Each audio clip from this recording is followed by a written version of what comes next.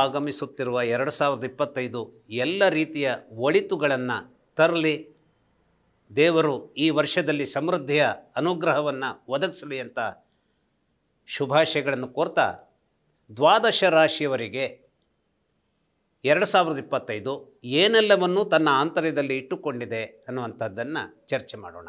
ನಮ್ಮ digital partners Shakti Silk Route, Unity Building, JC ರಸ್ತೆ, ಬೆಂಗಳೂರು. ಮನೆಯಲ್ಲಿ ಕುಳಿತು ಬ್ರಾಹ್ಮಣ ವಧುವರ ಮಿಶ್ರಣಿ ಮಾಡಲು ಒಂದು ಸುವರ್ಣಾವಕಾಶ. ಸಂಪರ್ಕಿಸಿ ಅನುರಾಗ ಮ್ಯಾಟ್ರಿಮೋನಿ. ಜಗತ್ತನ್ನು ನೋಡೋಣ ಬನ್ನಿ, ನಮ್ಮೊಂದಿಗೆ ನಡೆಸಿ ಧಾರ್ಮಿಕ ಯಾತ್ರೆ. ತುಲಾರಾಶಿಯವರ ಒಂದು ದೊಡ್ಡದಾದಂತಹ ಒಂದು ತಲೆಬೇನೆ ಏನಿತ್ತು, ಈ ಪಂಚಮ ಶನಿ ಕಾಟ ಅನ್ನುವಂಥದ್ದು, ಇದರಿಂದ ಹೊರಬರುವಂತಹ ಹಾರ್ದಿಕತೆ 2025 ಗರ್ಭದಲ್ಲಿ ಅಡಗಿದೆ. ಯಾಕೆಂದರೆ ಬರುವ ಏಪ್ರಿಲ್ನಿಂದ ಶನೈಶ್ಚರ ಆ ಪಂಚಮ ಶನಿ ಕಾಟವನ್ನು ಕೊಡಬೇಕಾದಂತಹ ಕುಂಭರಾಶಿಯಿಂದ ಅವನು ಏನಾಗ್ತಾ ಇದ್ದಾನೆ ಅಂತಂದರೆ ಮೀನರಾಶಿಗೆ ಬರ್ತಾ ಇದ್ದಾನೆ. ಮೀನರಾಶಿಗೆ ಬರುವುದರ ಮೂಲಕವಾಗಿ ಈ ರಾಶಿಯವರಿಗೆ ಯೋಗಕಾರಕನಾಗಿರುವಂತಹ ಶನೈಶ್ಚರ ಎಲ್ಲ ರೀತಿಯ ಒಳಿತುಗಳನ್ನು ಅನುಗ್ರಹಿಸಬೇಕಾದಂತಹ ಒಂದು ದಟ್ಟ ಅದ್ಭುತವಾದಂತಹ ಬಿಂದುವಿಗೆ ಬಂದು ತಲುಪ್ತಾನೆ. ನೋಡಿ, ಈ 2.5 ವರ್ಷ ಸಾಧಾರಣವಾಗಿ ಚಂದ್ರನ ಜೊತೆಗಿನ ಅವನ ಸಂಘರ್ಷದ ಕಾರಣಕ್ಕಾಗಿ ಇನ್ನಿಲ್ಲದ ರೀತಿಯ ಒತ್ತಡಗಳನ್ನು ನಿರ್ಮಿಸಿ ತ್ರಾಹಿ ಅನ್ನುವಂತೆ ಮಾಡಿದ್ದರೂ ಕೂಡ ಆಂತರ್ಯದಲ್ಲಿ ಒಳಿತಿನ ಮಿಡಿತಗಳನ್ನೇ ಹೊಂದಿದಂತಹ ಶನೈಶ್ಚರ ಪರ್ಟಿಕ್ಯುಲರ್ಲಿ ಈ ರಾಶಿಯವರಿಗೆ ಯೋಗಕಾರಕನಾಗಿ ಆ ಮಿಡಿತಗಳನ್ನು ಹೊಂದಿರ್ತಾನೆ. ಒಳಿತನ್ನು ಮಾಡಬೇಕಾದಂತಹ ಸ್ವರೂಪದ್ದು. ಹಾಗಾದರೆ ಒಳಿತು ಅಂದರೆ ಏನು? ಅನೇಕ ರೀತಿಯ ಅರಿಷ್ಟಗಳನ್ನು ನಿವಾರಿಸಬಹುದಾದಂತಹ ಶಕ್ತಿಯನ್ನು ಕೊಡ್ತಾನೆ. ಹಾಗೆಯೇ ಅನೇಕ ರೀತಿಯ ನಾವಿವತ್ತು ಕೆಲವು ವಿಚಾರಗಳು ಅಂದರೆ ಬಂಧನಕ್ಕೊಳಗಾಗುವಂಥದ್ದು ಅಥವಾ ಯಾವುದೋ ಒಂದು ಕೇಸು ಕೋರ್ಟಿಗೆ ಹೋಗಿಬಿಡಬಹುದಾದಂಥದ್ದು, ವ್ಯಾಜ್ಯಕ್ಕೆ ಅದು ತನ್ನ ಪರಿಧಿಯನ್ನು ನಿರ್ಮಿಸ್ಕೊಳ್ಳುವಂಥದ್ದು, ಅಥವಾ ಯಾವುದೋ ಕೆಟ್ಟ ಜನರ ಮೂಲಕವಾಗಿ ಅನೇಕ ರೀತಿಯ ಅಡೆತಡೆಗಳನ್ನು ಎದುರಿಸಬೇಕಾದಂಥ ಸ್ಥಿತಿಗತಿಗಳು, ಇವೆಲ್ಲದರಿಂದ ಹೊರಗೆ ಬರುವಂತಹ, ನಿಮ್ಮನ್ನು ವ್ಯಾಜ್ಯಗಳು ತಲುಪಲಾರವು, ಕೆಟ್ಟ ಜನರು ನಿಮ್ಮ ಹತ್ತಿರ ಸುಳಿಯಲಾರರು, ಅದೇ ರೀತಿಯಲ್ಲಿ ಯಾವುದೇ ರೀತಿಯ ಬಂಧನವೋ ಅಥವಾ ಇಂತಿಂಥರ ಯಾವುದೇ ವಿಚಾರಗಳಿರಲಿ, ಯಾವುದೋ ಕಾರಣಕ್ಕಾಗಿ ಒಮ್ಮೊಮ್ಮೆ ಏನಾಗುತ್ತೆ, ನಮ್ಮ ತಪ್ಪುಗಳು ಇರದೇ ಹೋದರೂ ಬಂದುಬಿಡತ್ತೆ ಕೇಸ್ಗಳು. ಅಂಥದ್ದು ಯಾವುದೂ ಬರದಂತೆಯೇ ಅನುಗ್ರಹದ ಸಂಪೂರ್ಣವಾದಂತಹ ದಿವ್ಯತೆಯನ್ನು ಒದಗಿಸೋದಕ್ಕೆ ಶನೈಶ್ಚರ ಕಾರಣನಾಗಿರ್ತಾನೆ. ಅಷ್ಟೇ ಅಲ್ಲ, ಈ ರಾಶಿಯವರಿಗೆ ವಿಶೇಷವಾಗಿ ಗುರುಬಲವೂ ಕೂಡ ಒದಗಿ ಬರುತ್ತೆ. ಯಾಕೆಂದರೆ ಮೇ ಮಧ್ಯಭಾಗದಿಂದ ಮುಖ್ಯವಾಗಿ ಗುರು ವೃಷಭದಿಂದ ಮಿಥುನಕ್ಕೆ ಪ್ರವೇಶಿಸುವುದರಿಂದ ತುಲಾರಾಶಿಯವರ ಭಾಗ್ಯಕ್ಕೆ ಬೇಕಾದಂತಹ ಅನೇಕ ಸಕಾರಾತ್ಮಕವಾದಂತಹ ಸಂಯೋಜನೆಗಳನ್ನು ಜೀವನದಲ್ಲಿ 2025 ಗರ್ಭದಲ್ಲಿ ಗುರುಗ್ರಹ ಒದಗಿಸಿಕೊಡುತ್ತೆ. ಆದರೆ ಇನ್ನೊಂದು ಸ್ವಲ್ಪ ಬಿಕ್ಕಟ್ಟಿನ ವಿಷಯ ಏನು ಅಂತಂದರೆ, ಅನುಕೂಲಕರವಾಗಿ ಇದ್ದಂತಹ ರಾಹು ಮೇ ಮಧ್ಯಭಾಗದಿಂದ ಏನಾಗ್ತಾನೆ, ಅವನು ಮೀನರಾಶಿಯಿಂದ ಕುಂಭಕ್ಕೆ ಬರ್ತಾ ಇದ್ದಾನೆ. ಕುಂಭಕ್ಕೆ ಬರುವಂತಹ ರಾಹು ಮಕ್ಕಳ ಮೂಲಕವಾಗಿ ಕೆಲವು ಕಿರಿಕಿರಿಗಳನ್ನು ಎದುರಿಸಬೇಕಾದಂತಹ ಸ್ವಲ್ಪ ತಲೆನೋವನ್ನು ಕೂಡ ನಿರ್ಮಿಸೋದಕ್ಕೆ ಸಾಧ್ಯವಿರುವಂತಹ ದಿನಗಳನ್ನು ಈ 2025 ಹೊಂದಿರುತ್ತೆ. ಆದರೆ ನಷ್ಟವನ್ನೇ ತರುವುದರ ಮೂಲಕವಾಗಿ ತಲೆನೋವಾಗಿದ್ದಂತಹ ಕೇತು ಲಾಭವನ್ನು ತರಬೇಕಾದಂತಹ ವಿಘ್ನಗಳನ್ನು ನಿವಾರಿಸುವಂತಹ ದಿವ್ಯ ಶಕ್ತಿಯ, ನಾವಿವತ್ತು ಅವಧಾತಾರಂ ಆತನೇ ಎಲ್ಲವನ್ನೂ ತನ್ನ ಮುಷ್ಟಿಯಲ್ಲಿ ಹಿಡಿದುಕೊಂಡಂಥವನು, ಅವನೇ ಎಲ್ಲವನ್ನೂ ಕೊಡುವಂಥವನು. ಅಂತಹ ಗಣೇಶ ವಿಘ್ನಗಳನ್ನು ನಿರ್ವಿಘ್ನಗಳನ್ನಾಗಿ ಮಾಡಿ ಒಳಿತಿನ ಪ್ರಾಪ್ತಿಗಳನ್ನು ತಂದುಕೊಡಬೇಕಾದಂತಹ ಮಾತೃ ಹೃದಯವನ್ನು ತೋರಿಸುವಂತಹ ಚಮತ್ಕಾರವನ್ನು 2025 ಪ್ರದರ್ಶಿಸ್ತಾನೆ. ಹಾಗಾಗಿ ಈ ರಾಶಿಯವರಿಗೆ ಸುಖವೂ ಇದೆ. ಒಂದು ಸಣ್ಣ ಸ್ವರೂಪದಲ್ಲಿ ಮಕ್ಕಳನ್ನು ತಹಬಂದಿನಲ್ಲಿ ಇಡಬೇಕಾದಂತಹ ಒಂದು ಚಾತುರ್ಯವನ್ನು ತೋರಿಸಬೇಕಾದ ಅನಿವಾರ್ಯತೆ ಇದೆ. ಮಕ್ಕಳ ಸಂದರ್ಭ ನಾವು ತಿಳಿದುಕೊಂಡಷ್ಟು ಸುಸೂತ್ರವಾದಂತಹ ಸಂದರ್ಭ ಆಗಿರೋದಿಲ್ಲ.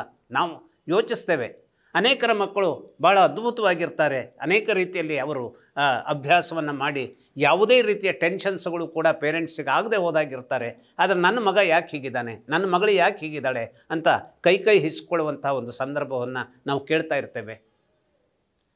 ಅದಕ್ಕೆಲ್ಲ ಎಲ್ಲದೂ ಸ್ವಯಂ ಕೃತಾಪರಾಧ ಅಲ್ಲದೆ ಹೋದರೂ ಕೂಡ ಆ ಸಂದರ್ಭದ ಸ್ಥಿತಿಗತಿಗಳು ಆ ರೀತಿಯ ಒಂದು ವಿಚಾರಗಳಿಗೆ ಬೀಜವನ್ನು ಬಿತ್ತಿ ನಮ್ಮನ್ನು ಉಸಿರುಗಟ್ಟಿಸುವಂತಹ ಹಗ್ಗವನ್ನು ಅದು ಏನು ಮಾಡಬಹುದಾಗಿದೆ, ಹುರಿ ಹಾಕಬಹುದಾಗಿದೆ. ಆದರೆ ಈ ರಾಶಿಯವರು ಮಕ್ಕಳ ಜೊತೆಗೆ ಸ್ನೇಹಮಯವಾಗಿ ಪ್ರೀತಿಯಿಂದ, ಯಾಕೆಂದರೆ ನಮ್ಮಲ್ಲಿ ಅನೇಕ ತಂದೆ ತಾಯಿಗಳು ಅವರ ನಿರ್ದಿಷ್ಟ ಕಾರಣ ಅನ್ನುವಂಥದ್ದನ್ನು ಗುರುತಿಸಲಿಕ್ಕೆ ಸಾಧ್ಯವಾಗದೆ ಹೋದಂತಹ ಪರಿಸ್ಥಿತಿ ಇರುತ್ತೆ. ಯಾವುದೋ ಒಂದು ಒತ್ತಡ, ಯಾವತ್ತು ಅಂದರೆ ಇವತ್ತು ಜೀವನ ಒತ್ತಡದ ಸಂದರ್ಭಗಳು. ಇವತ್ತು ಎಲ್ಲರಿಗೂ there is no time for them, time ಇಲ್ಲ. ಆ ಟೈಮ್ನಲ್ಲಿ ಹಣವನ್ನು ಮಾಡಬೇಕು. ಒಂದು ಕಾಲ ಇತ್ತು ಹಣವೇ ಮುಖ್ಯವಾಗಿರಲಿಲ್ಲ, ಸಾಕಷ್ಟು ಟೈಮ್ ಇತ್ತು. ಆದರೆ ಇವತ್ತು ಹಾಗಿಲ್ಲ ಪರಿಸ್ಥಿತಿ. ಟೈಮ್ ಇರೋದಿಲ್ಲ, 24 ಗಂಟೆಗಳು ಸಾಕಾಗೋದಿಲ್ಲ.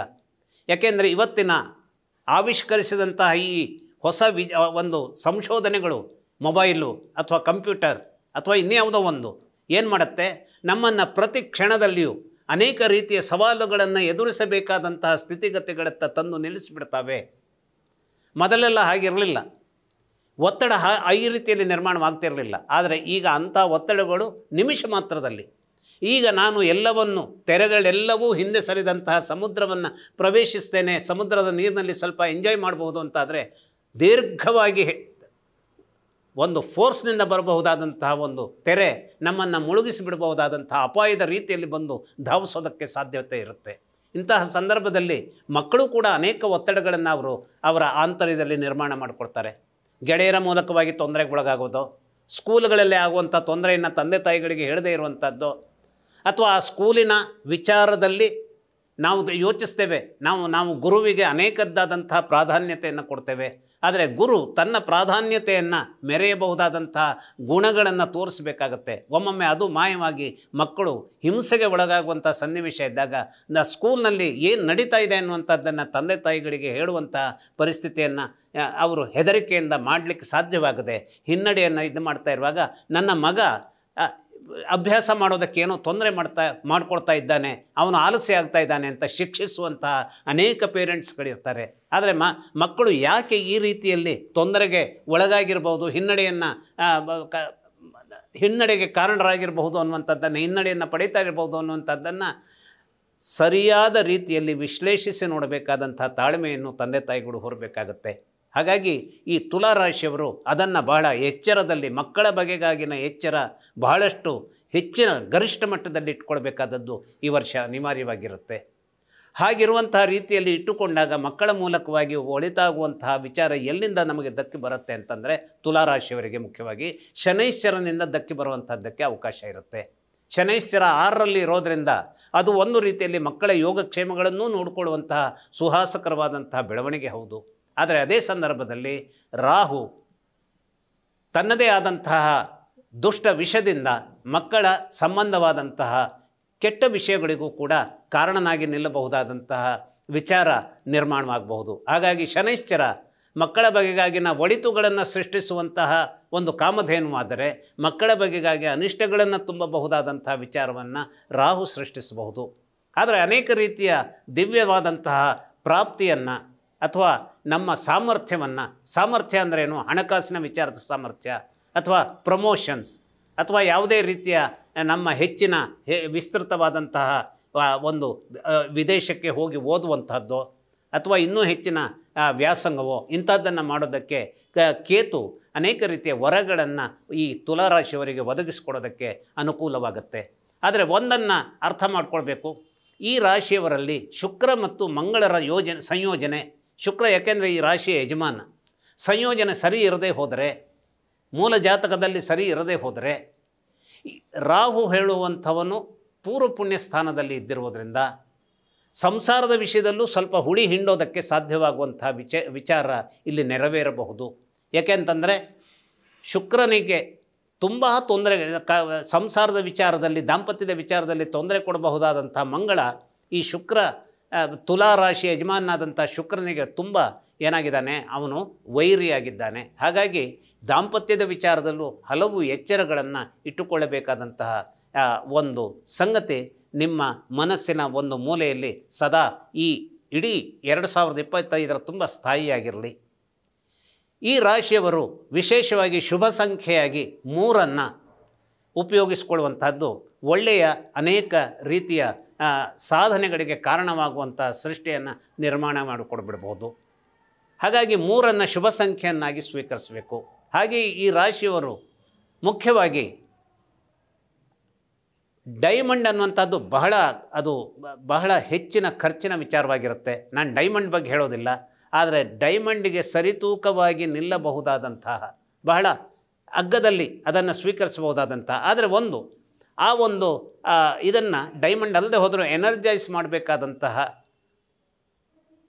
ಈ ನಾವು ಎಮರಾಲ್ಡ್ ಅಂತ ಏನು ಹೇಳ್ತೀವಿ ಅಥವಾ ಪಚ್ಚೆ ಅಂತ ಏನು ಹೇಳ್ತೀವಿ, ಈ ಪಚ್ಚೆಯನ್ನು ಕಿರು ಬೆರಳಿಗೆ ಧರಿಸ್ಕೊಳ್ಬಂಥದ್ದು 2025 ಒಳಿತಿನ ಸಂದರ್ಭದ ವಿಚಾರವನ್ನು ಮಕ್ಕಳ ಸಂದರ್ಭದಲ್ಲಿ ನಿಯಂತ್ರಿಸಲು ಸಾಧ್ಯವಾಗುವ ಹಾಗೆ ಈ ರಾಶಿಯವರಿಗೆ ಅದು ತನ್ನದೇ ಆದಂತಹ ನೆರವನ್ನು ಕೊಡೋದಕ್ಕೆ ಸಾಧ್ಯವಾಗುತ್ತೆ. ಇಷ್ಟು ಹೇಳ್ತಾ ಈ ವರ್ಷದ ಗರ್ಭದಲ್ಲಿ ಏನಿದೆ ಅನ್ನುವಂಥದ್ದನ್ನು ವಿಶ್ಲೇಷಿಸಿದ್ದೇನೆ. ನಮಸ್ಕಾರ.